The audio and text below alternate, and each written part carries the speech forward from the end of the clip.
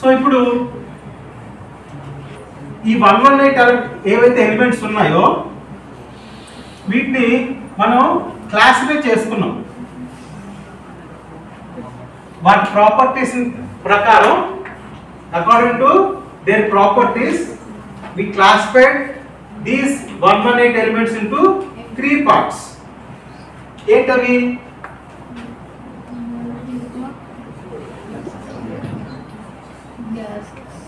gases,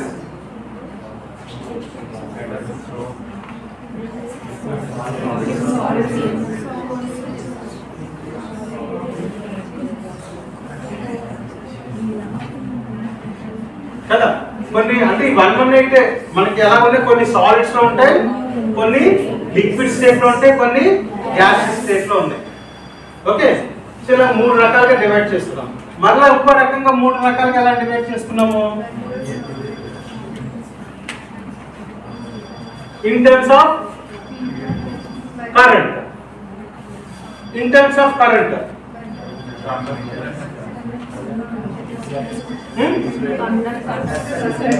conductors, semiconductors, insulators. Okay, conductors, semiconductor, insulators అన్ని కలిపి ఎన్ని ఉన్నాయి? 118 కదా. ఈ గ్యాసెస్, లిక్విడ్స్, సాలిడ్స్ కలిపి మొత్తం కలిపి ఎన్ని ఉన్నాయి? 118. వీటిని క్లాసిఫై చేసుకున్నాం. ఓకేనా? సో ఇప్పుడు అసలు కండక్టర్ అంటే ఏంటి, సెమీ కండక్టర్ ఏంటి, ఇన్సులేటర్ అంటే ఏంటి ఒకసారి తెలుసుకుందాం.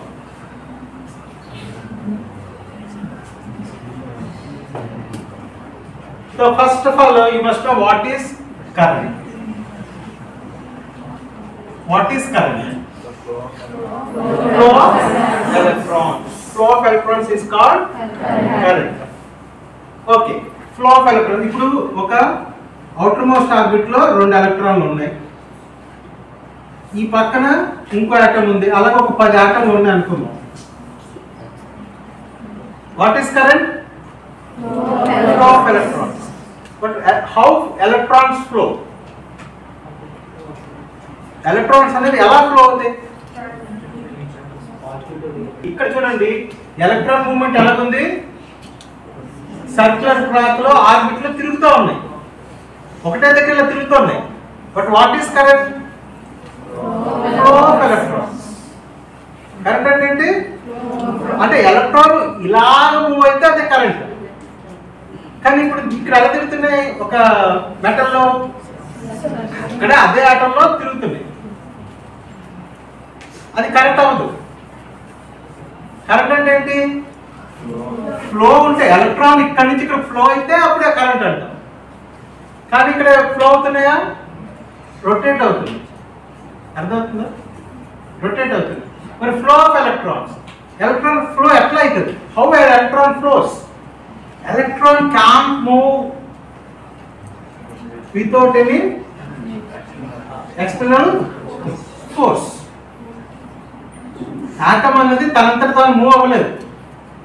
Electron can't move by it self, flow అవ్వలేదు. మరి ఫ్లో అవ్వాలంటే ఏం చేయాలా? ఇక్కడ మనం ఏం అప్లై చేయాలా? You have to give some external force. Okay, so external force ఏమంటాము? వోల్టేజ్ అంటాం. ఎక్స్టర్నల్ ఫోర్స్ ని వోల్టేజ్ అంటాం. సో ఇప్పుడు ఇది ఒక ఆటమ్, ఇది ఆటమ్ ఉంది, ఈ ఆటమ్ దానంతా మూవ్ అవ్వలేదు.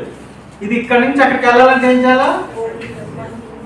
వోల్టేజ్ అంటే సమ్ ఫోర్స్ ఉపయోగించి, ఇప్పుడు ఫోర్స్ ఉపయోగించి దీని విసిరానికి వెళ్తుందా? ఆ ఎలక్ట్రాన్ వెళ్ళగానే మనం కరెంట్ అంటాం. అర్థమైందా? So current is a flow of electrons. Electrons, to flow the electrons you have to apply some external force, that is called voltage. Okay, ఒకవేళ ఎక్స్టర్నల్ గా ఒక ఫోర్స్ అప్లై చేస్తే దాని వోల్టేజ్. సో ఇక్కడ రిలేషన్ ఏంటి? What is the relation between voltage and current?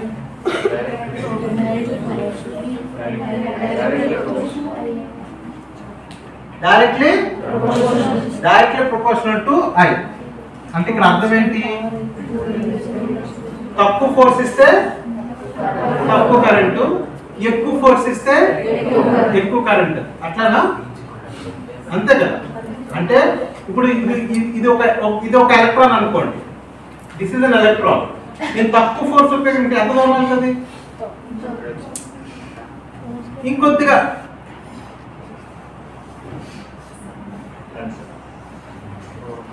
I'm using some more force. ఇంకా ఇలా పెట్టేలా విసిరితే ఇంకా ఎక్కువ దూరం వెళ్తుంది కదా. అంటే తక్కువ ఫోర్స్ ఉపయోగిస్తే తక్కువ డిస్టెన్స్ వెళ్తుంది, ఎక్కువ ఫోర్స్ ఉపయోగిస్తే ఎక్కువ డిస్టెన్స్. అదన్నమాట.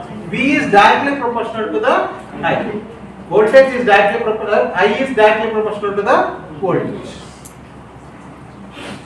Okay. So దాన్ని ఈక్వేట్ చేయాలంటే constant. You have to multiply with some constant called resistance. V is equal to IR. This is called Ohm's law. Okay. So ఇక్కడ వోల్టేజ్ తో ఏం చేస్తాం? ఒక ఫోర్స్ అప్లై చేసినప్పుడు ఇక్కడ ఉన్న ఆటమ్ మూవ్ అయ్యి ఈ ఆటమ్ హిట్ చేస్తుంది. ఈ ఆటమ్ వెళ్ళి ఈ ఆటమ్ హిట్ చేస్తే ఈ ఆటమ్ వెళ్ళి దీన్ని హిట్ చేస్తే ఇది బయటకు వస్తుంది. అంటే అన్ని వరుసగా ఆటమ్స్ ఉన్నాయి. ఇక్కడ ఒక ఆటమ్ నేను పుష్ చేశాను అనుకోండి, ఇది ఇలాగ వచ్చి ఈ చివరి ఉన్నది బయటకు వస్తుంది. అర్థమైందా? అర్థం కదా. చూడండి, వరుసకి ఇలాగా ఇది స్టార్టింగ్, ఇది ఎండింగ్ అండి. ఇది స్టార్టింగ్, ఇది ఎండింగ్. ఎలక్ట్రాన్స్ ఫ్లో అంటే ఏంటి? ఒక ఎలక్ట్రాన్ ఇలాగ వెళ్ళిపోదు. ఒక ఎలక్ట్రాన్ ఈ ఎలక్ట్రాన్ ఇలాగొచ్చి ఇలాగ వెళ్ళిపోదు ఎలక్ట్రాన్. అర్థమైందా? చూడండి, ఈ ఎలక్ట్రాన్ వచ్చి ఈ ఎలక్ట్రాన్ ని పుష్ చేస్తే లాస్ట్ ఎలక్ట్రాన్ బయటకు వస్తుంది.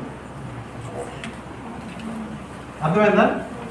చూడండి, ఇప్పుడు ఇక్కడ 5 ఎలక్ట్రాన్లు ఉన్నాయి. బయట ఉన్న ఒక ఎలక్ట్రాన్ దీన్ని హిట్ చేస్తే ఈ ఎలక్ట్రాన్ ఇక్కడ ప్లేస్ అవుతుంది, ఈ చివరి ఎలక్ట్రాన్ బయటకు వస్తుంది. So there is a flow of electrons. అంటే ఇక్కడ ఉన్న ఎలక్ట్రాన్ ఎక్కడికి వెళ్ళింది? యువతలకు వచ్చింది కదా. So that is called current.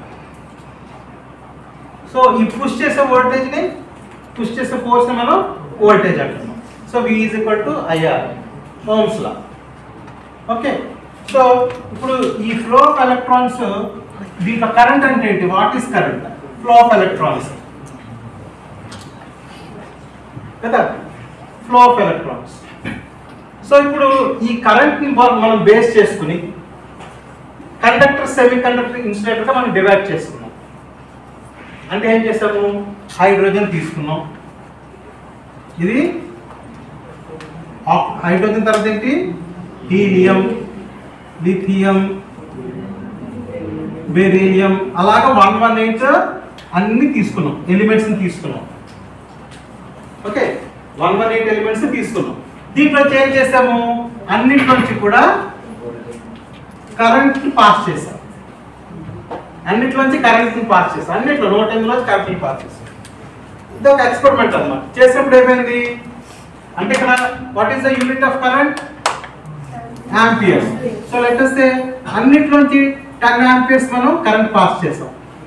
అన్ని 118 ఎలిమెంట్స్ నుంచి ఒక 10 ఆంపియర్స్ ఆఫ్ కరెంట్ పాస్ చేసాం. అవుట్పుట్ మన ఎక్స్పెరిమెంట్ అవే కదా, ఇన్పుట్ ఇచ్చాం, అవుట్పుట్ ఎంత వస్తుంది అన్ని కూడా మనం చెక్ చేసాం అన్నమాట. అవుట్పుట్ ఎంత కరెంట్ మనకు అవుట్పుట్ వస్తుంది అని. కొన్నిట్లో ఏమైంది అంటే ఇక్కడ 10 ఆంపియర్లు ఇస్తే కొన్నిట్లో ఇక్కడ 10 ఆంపియర్స్ వచ్చేసింది. అంటే ఇక్కడ 10 ఆంపియర్స్ ఇస్తే అక్కడ అవుట్పుట్ 10 ఆంపియర్స్ వచ్చేసింది. కొన్నిట్లో ఏమైంది 10 ఆంపియర్స్ ఇస్తే 5 ఆంపియర్స్ వచ్చింది. కొన్ని 10 ఆంపియర్స్ ఇస్తే 0 ఆంపియర్స్ లేదా 1 ఆంపియర్ కరెంట్ వచ్చింది. అట్లాగా డిఫరెంట్ గా మనకు అవుట్పుట్స్ వచ్చినాయి. అప్పుడు ఏం చేసాము, దాన్ని క్లాసిఫై చేసుకున్నాం.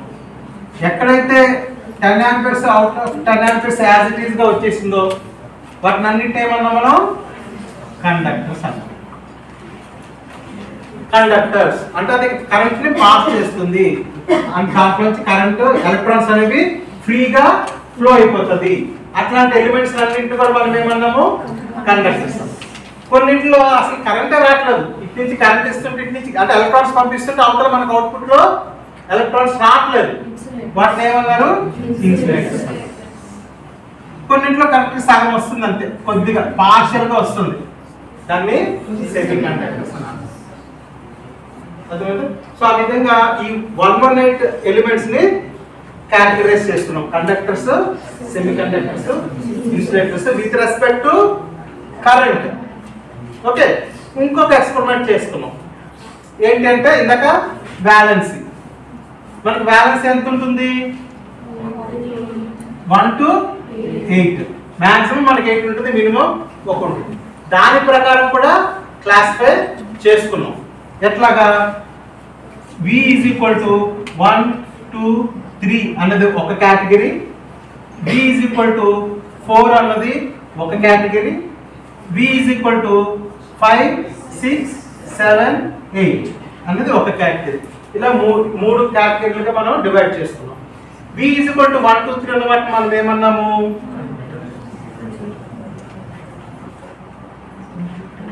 V is equal to 4 అన్నది సెమీ కండక్టర్స్ అన్నాం, V 5, 6, 7, 8 అన్నది ఇన్సులేటర్స్ అన్నాం. So this is with respect to valence. ఈ ప్రకారం మనం క్లాసిఫై చేసుకున్నాం. ఇంకో రకంగా క్లాసిఫై చేయొచ్చు, కండక్టర్ సెమీ కండక్టర్ తెలుసా మీకు ఎవరికైనా? Energy bands. Very good. So energy bands ఉంటాయి అంటే ఇప్పుడు ఒక ఆర్బిట్ ఒక ఆర్బిట్ ఉంది కదా, ఆ రెండిట్ల మధ్యన మనకి ఏముంటాయి ఎనర్జీ బ్యాండ్స్ ఉంటాయి. So if energy band is overlaps, ఇదొక ఎనర్జీ బ్యాండ్,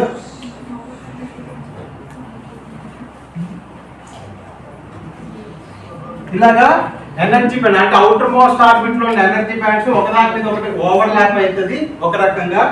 ఇంకో రకమైన ఎనర్జీ బ్యాండ్ ఎలా ఉంటుంది, డిస్టెన్స్ చాలా ఎక్కువ ఉంటుంది. ఓకే, ఇంకో రకంగా ఎనర్జీ బ్యాండ్ మీడియం ఉంటుంది అన్నమాట. గ్యాప్ అంటే బిట్వీన్ దీస్ టూ గ్యాప్స్.